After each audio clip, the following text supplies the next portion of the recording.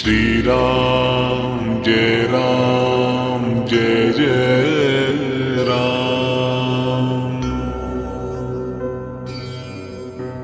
श्री राम जय राम जय जय राम। श्री राम जय राम जय जय राम।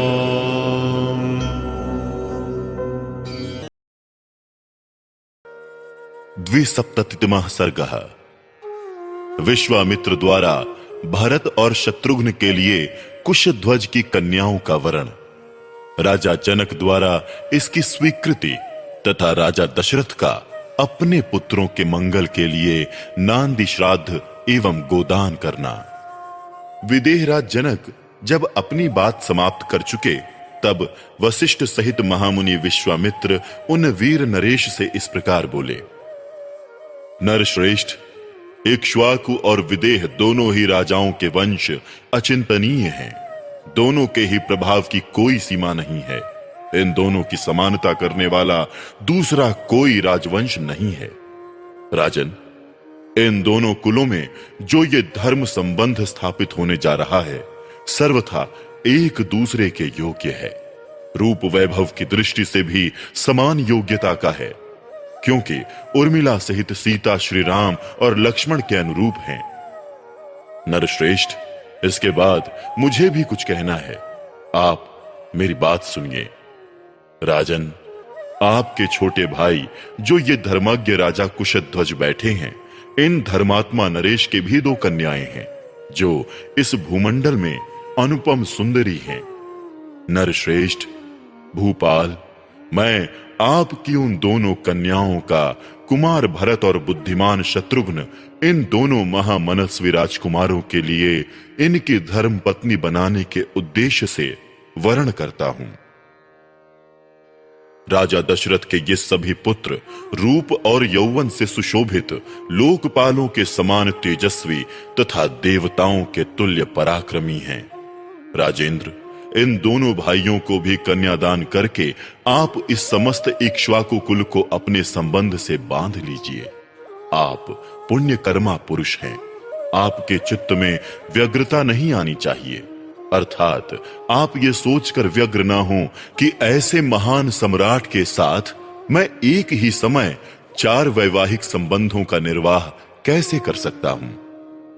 वशिष्ठ जी की सम्मति के अनुसार विश्वामित्र का यह वचन सुनकर उस समय राजा जनक ने हाथ जोड़कर उन दोनों मुनिवरों से कहा।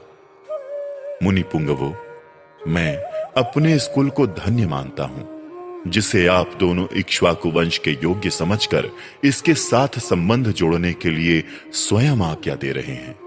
आपका कल्याण हो। आप जैसा कहते हैं ऐसा ही हो। ये सदा साथ रहने वाले दोनों भाई भरत और शत्रुघ्न कुशध्वज की इन दोनों कन्याओं को अपनी अपनी धर्म पत्नी के रूप में ग्रहण करें। महामुने, ये चारों महाबली राजकुमार एक ही दिन हमारी चारों राजकुमारियों का पाणी ग्रहण करें।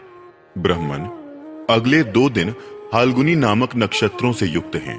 इनमें पहले दिन तो पूर्वा फाल्गुनी है और दूसरे दिन अर्थात परसों उत्तरा फाल्गुनी नामक नक्षत्र होगा, जिसके देवता प्रजापति भग हैं।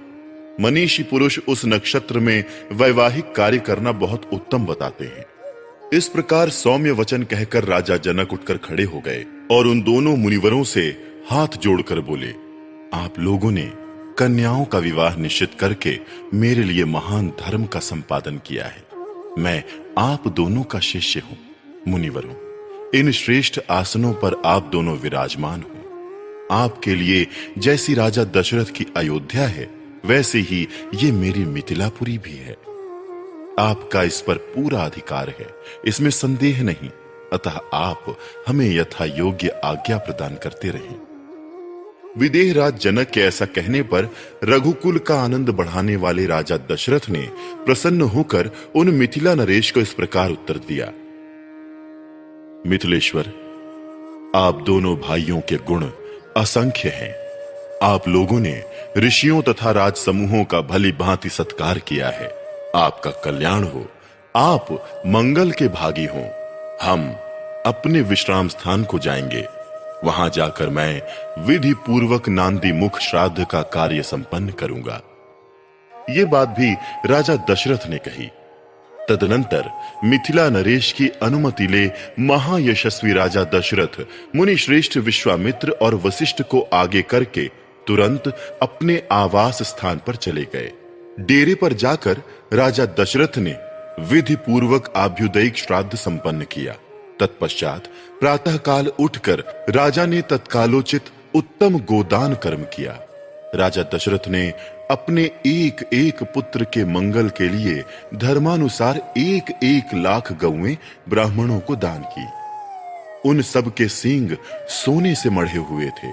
उन सब के साथ बछड़े और कांसे के दुग्ध पात्र थे। इस प्रकार पुत्र वत्सल रघुकुल नंदन पुरुष शिरोमणि राजा दशरथ ने 4 लाख गौओं का दान किया तथा और भी बहुत सा धन पुत्रों के लिए गोदान के उद्देश्य से ब्राह्मणों को दिया। गोदान कर्म संपन्न करके आए हुए पुत्रों से घिरे हुए राजा दशरथ उस समय लोकपालों से घिरकर बैठे हुए शांत स्वभाव प्रजापति ब्रह्मा के समान शोभा पा रहे थे। इस प्रकार श्री वाल्मीकि निर्मित आर्ष रामायण आदि काव्य के बाल कांड में 72वां सर्ग पूरा हुआ।